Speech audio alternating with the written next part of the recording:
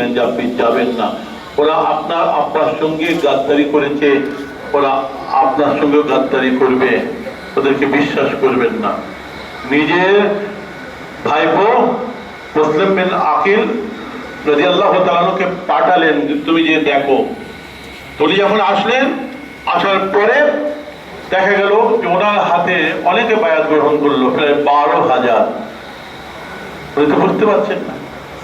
কিন্তু যখন এজিদের কাছে ডাক হলো, যখন বলল যে বন্দি করা হবে আকিলকে, জেলখানায় যে বন্দি করা হয়েছিল সেই জেলখানার ছাদের উপর থেকে ওনাকে নিচেই ফেলে ওনাকে হত্যা করা হয়েছিল, শহীদ করা হয়েছিল। তো যখন উনি আসলেন, আসার পরে 12,000 মানুষ যখন একটা শাসক সরকার একটা যখন চাপ দিল সৈন্যরা এবং এজিদের বাহিনীরা, তখন এরা আস্তে আস্তে সব পেছন থেকে চলে গেল, উনি একা হয়ে গেলেন। বুঝতেছেন না কথা? তো সেই ইয়েতে আপনার কোফায় আসার পরে উনি একটা চিঠিও লিখেছিলেন ইমাম হোসেন রাদিয়াল্লাহু তাআলা আনহুকে যে আপনি আসেন, এখানে দেখছি অনেক আপনার ভক্ত আছে। 12,000 মানুষ আমার হাতে বায়াত গ্রহণ করেছে, আপনার বায়াত গ্রহণ করেছে। কিন্তু যখন এইরকম ব্যাপারটা হয়ে গেল, উনি তখন বলছেন কি সর্বনাশ, আমি তো ওনাকে আসার জন্য বলে দিয়েছি, এখন তো উনি আসবেন, তাহলে এসে তো উনি শহীদ হয়ে যাবেন, এখানে অবস্থা এরকম। একজন আপনার মানুষকে ওই মুহূর্তে তিনি কানে কানে বললেন যে যে যত তাড়াতাড়ি যে কোনো প্রকারে আপনি ইমাম হোসেনকে যে বলুন যে আপনি আসবেন না কুফায়। কিন্তু সেটা যে পৌঁছানো তার আগে উনি তো যুদ্ধ করার জন্য বেরোন না, তাহলে কি মেয়ে ছেলেদেরকে নিয়ে বেরোন? উনি কাফেলা নিয়ে বেরিয়েছেন যুদ্ধের ময়দানে। যখন কেউ বার হয় মেয়েদেরকে নিয়ে বের হতেন। একটা দস্তুর ছিল আরবের, তিনি সমস্ত তার আপনার আত্মীয় স্বজন মেয়েদেরকে সকলকে নিয়ে 72 জন কাফেলা নিয়ে রওনা দিয়েছিলেন, 40 জন পুরুষ মানুষ আর বাকি মহিলা। বুঝতেছেন না কথা? আপনারা সকলে জানেন ঘটনা। ওদিকে খবর হয়ে গেল যে ইমাম হোসেন আসছে। তো এই ওমর আপনার ইবনে সাদ, ওমর ইবনে সাদ বলে একজনকে 6,000 মানে সৈন্য দিয়ে পাঠিয়ে দিলেন, এজিদ যাও। আর কুফার গভর্নর ওই আপনার তখন ছিল আপনার নোমান বিন বশির আর ওবায়দুল্লাহ বিন জিয়াদ, ও কিন্তু আপনার বাসরার গভর্নর ছিল। কিন্তু ওবায়দুল্লাহ বিন জিয়াদ কে এবং বাসরা মানে দুজন মানে এই কুফারও গভর্নর করে দিলেন ওবায়দুল্লাহ বিন জিয়াদকে, কিন্তু বাসরাই ছিল। কেন? ও কঠিন দিনের মানুষ। বুঝতে হচ্ছে না কথা? 6,000 মানুষকে যখন পাঠিয়ে ওই যে কারবালা প্রান্তে ফোরাত নদীর ধারে ওনাকে আটকালেন, তো যেতে দেওয়া হবে না। আমি তো দেখা করবো, আমাকে এজিদের সঙ্গে দেখা করতে দাও। দেখা করতে দিল না, বলেন না দেখা করা যাবে না, আপনাকে আমরা গ্রেফতার করবো। 3টে শর্ত দিয়েছেন যে আমাকে দেখা করতে দাও, নাহলে আমাকে মক্কায় ফিরিয়ে যেতে দাও, আর না হলে যে কোনো মুসলিম রাষ্ট্রই আমাকে ছেড়ে দাও, সেখানে যে সাধারণ মুসলমানের সঙ্গে আমার আত্মীয় স্বজন বিবি ছেলেদেরকে নিয়ে আমি বসবাস করব। প্রথমে মনটা কিছু হালকা হয়েছিল। সীমান নামে যে একজন ব্যক্তি ছিল, তারা বললো কি করছেন, শিকার হাতে পেয়ে আর শিকার ছেড়ে দিচ্ছেন, আপনি এদের সঙ্গে যুদ্ধ করুন। 6,000 মানুষদের যুদ্ধ করে বলছে, হচ্ছে না?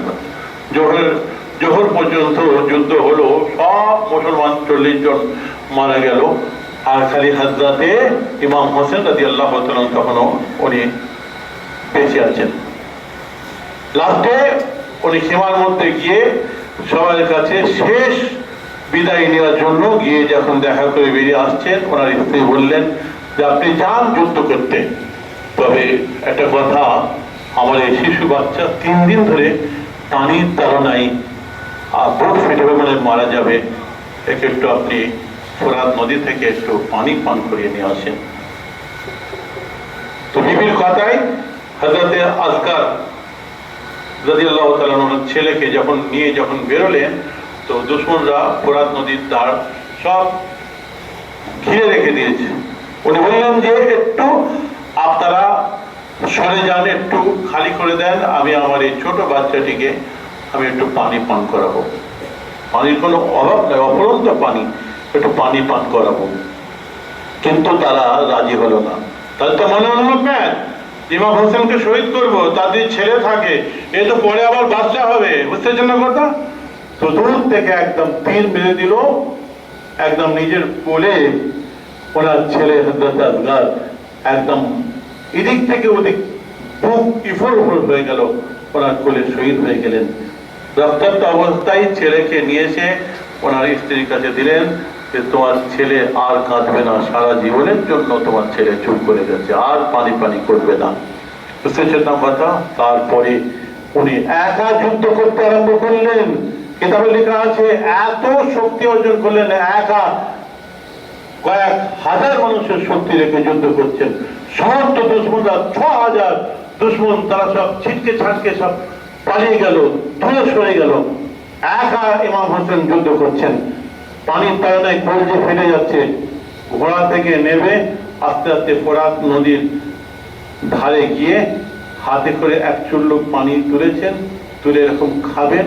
খাওয়ার সময় সঙ্গে সঙ্গে নিজের ছেলের কথা মনে পড়ে গেল যে আজকে আমার ছেলে আসগর পানি করে কলজে ফেটে মারা গেল, আর আজকে আমি পানি পান করবো বাপ হয়ে? আমার সামনে 40 জন আমার ভাই পানি করে কলজে ফেটে মারা গেল, আর আমি পানি পান করবো? পানি পান করলেন না, ফেলে দিলেন। ফেলে দিয়ে এসে খুব কমজোর হয়ে গেলে এক জায়গায় হেলান দিয়ে বসে আছেন। আবার দূর থেকে ওই সমস্ত মুনাফিকরা, ওই সমস্ত লস্কর, তারা আস্তে আস্তে সব জমা হয়ে, এবারে কারো সাহস হচ্ছে না আল্লাহ নবীর নাতি ছেলের ফাতেমার কলিজার টুকরা আমার রাসূলের নাতি ছেলের উপরে তলোয়ারটা চালাবে, তাকে কতল করবে। কারো সাহস হচ্ছে না, সবাই ঠেলে দিচ্ছে, বলছে আপনি যান, আপনি যান। সবাই বলছে না, আমি আল্লাহ রাসূলের আপনার নাতি ছেলে ইমাম হোসেনকে আমি ছুরি চালাতে পারবো না, আমি তলোয়ারি চালাতে পারবো না, আমি শহীদ করতে পারবো না। সেখানে যে সীমার বললাম, ওই সীমার আর একজনের নাম হচ্ছে সিনার, এই দুজন ব্যক্তি তখন এসে একজন আপনার বুকের মধ্যে একটা নেজা গেঁথে দিলেন, আর একজন ধড় থেকে মুন্ডুটাকে কেটে আলাদা করে দিলেন এবং মশলা করলেন, শরীরের উপর দিয়ে ঘোড়া চালালেন, কাটা মুন্ডুটাকে তলোয়ারিতে কেটে সর্বপ্রথম ওবায়দুল্লাহ বিন জিয়াদের কাছে পাঠিয়েছিল, ওখান থেকে কোপায়। ওবায়দুল্লাহ বিন জিয়াদ ইমাম হোসেনের কাটা মুন্ডু